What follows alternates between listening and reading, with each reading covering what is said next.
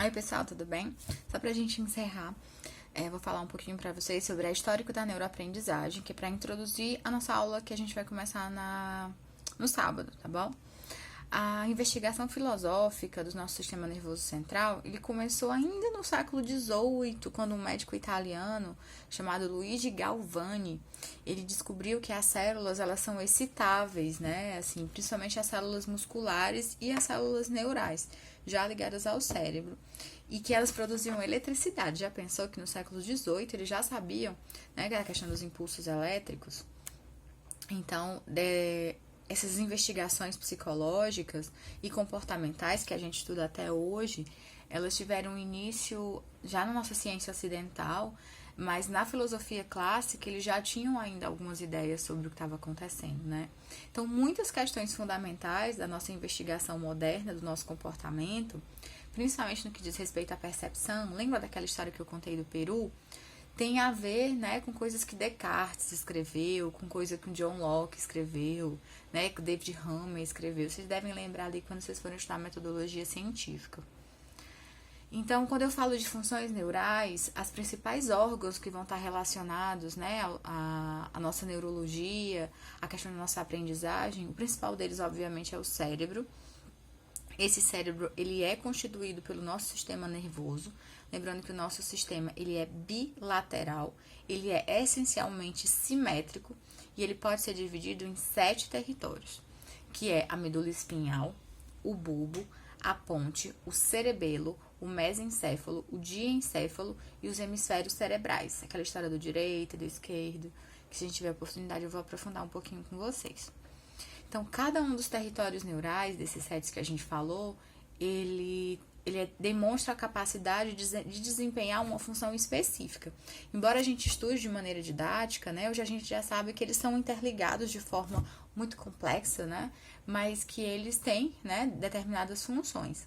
E cada função ela é importante, seja ela sensorial, motora, muitas delas são integrativas. E a maioria delas ela é desempenhada por mais de uma via neural. É por isso que quando algumas pessoas sofrem algum acidente, é por isso que a fisioterapia, a terapia ocupacional, né, eles fazem um trabalho tão bonito. Quem nunca assistiu o Teleton e viu o trabalho do pessoal da ACD, né? O pessoal que teve um AVC, que chega num processo de reabilitação tão deficitário e consegue sair muitas vezes até igual, às vezes até melhor do que quando entrou. Exatamente por conta disso, né? Porque muitas vezes as funções passam por mais de uma via. Então, mesmo quando você perde uma, e por conta da neuroplasticidade, que a gente vai poder conversar também na aula presencial, a gente vai poder, vai perceber como o nosso cérebro é bem esperto e a gente consegue aí recuperar várias coisas.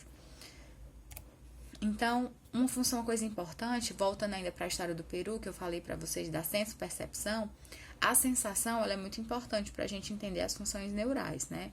A sensação, eles não são objetos perceptíveis de espécie, né? Porque, na verdade, a sensação, ela é algo que ela é percebido. Ela vai precisar dos órgãos sensoriais, né? Então, assim, a gente falava muito nos 7 sentidos. Vocês lembram dessa história? Tem até um filme. Mas hoje a gente já sabe que existem múltiplos sentidos, né? Vocês que devem ter muitos alunos que são autistas, vocês sabem que quem trabalha com autismo, a gente fala muito que o autismo é um transtorno sensorial, a gente tem vários sentidos, né? Vale super a pena vocês fazerem uma leitura. Eu indico que vocês procurem o Instagram, o Facebook do Wilson Cândido. Ele tem muito material, né? Ele é terapeuta ocupacional, ele tem um trabalho super bonito sobre essa coisa dos sentidos. Inclusive eu tenho uma live com ele, se vocês quiserem eu posso até mandar pra vocês, que a gente fala muito sobre essa questão dos sentidos. Então, são vários sentidos que a gente precisa desenvolver e precisa explorar. E para quem tem algum déficit sensorial, pode ser muito importante esse trabalho, que pode sim estar relacionado com as questões neurológicas e cerebrais. Também há a questão da percepção. Aí só lembra da história do Peru que eu contei para vocês, né? Que é a capacidade de elaborar cognitivamente. Sempre quando eu falar cognitivamente, é para lembrar, né? Atenção, percepção, memória, pensamento, juízo, raciocínio. São todas essas questões que vão complementar e vão construir o que seria o nosso processo cognitivo, tá? que vão dar, e essa percepção que vão dar as características que a gente pode compartilhar, né? Os meus amigos, eles tiveram percepções diferentes da mesma experiência, e eles compartilharam com a gente, comigo, e eu compartilho com todo mundo essa história, né? Uma outra função cognitiva muito importante permite que a gente possa nomear os objetos e reproduzir isso para os outros, né? Quando eu falo das células neurais, o nosso sistema nervoso, ele tem duas classes de células, que são as células neurais e as células da glia. As células neurais, elas são as unidades sinalizadoras para as respostas comportamentais.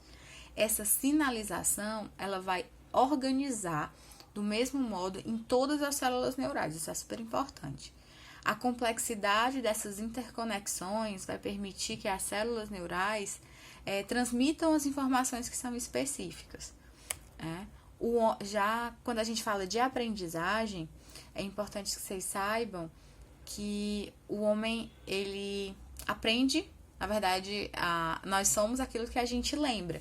Então, quando a gente for falar de memória, a gente vai falar muito, a aprendizagem ela vai estar muito ligada à memória. Inclusive, eu falei um pouquinho para vocês, né, que até o Rubem Alves fala que a aprendizagem é aquilo que fica depois que o esquecimento faz o seu papel.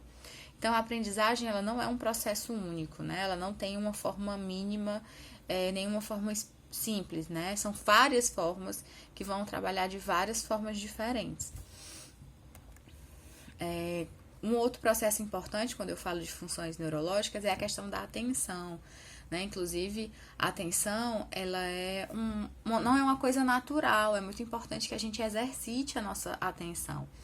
A atenção é uma tomada de posse, né, pela mente de forma clara e vívida, né, que parece ser entre vários objetos possíveis. Então, vocês estão aqui, mas deve ter o fogão, deve ter o filho de vocês gritando, deve ter alguém passando na rua, alguém chamando vocês, celular tocando, WhatsApp chamando.